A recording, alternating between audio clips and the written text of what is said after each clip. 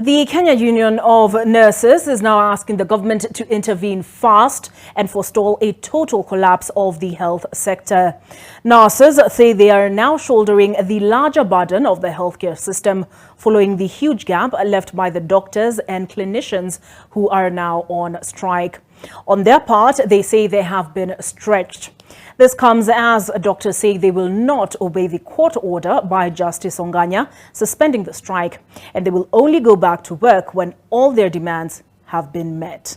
Again, we are following up on the story ntvkenya.co.ke as well as nation.africa for timely on-the-hour, by-the-minute updates. And Helen Aura is the one who's been following up on the developments today. Here is her report. The Ministry of Health is ailing, and badly so.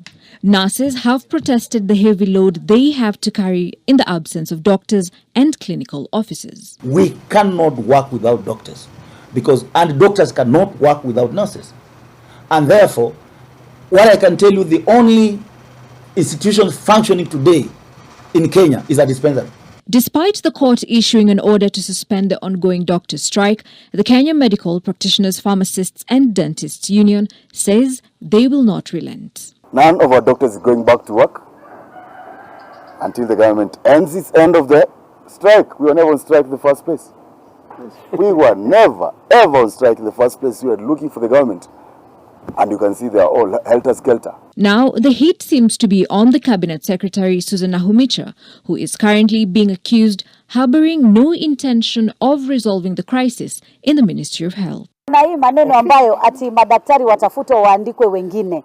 Hata ukiandika wengine, wale wengine hawatakuwa na haki zao za kimsingi. That is not a solution. Shida bado zitakuwa ni zile na doctors bado watazungumzia haki zao. On their part, Kenya Union of Clinical Officers say they will not allow their members to be shortchanged. We want actually the talk to go on, but we have dared them to tell us whether they can make any decision in terms of monetary increment for the CBA. The strike is on and it is strong.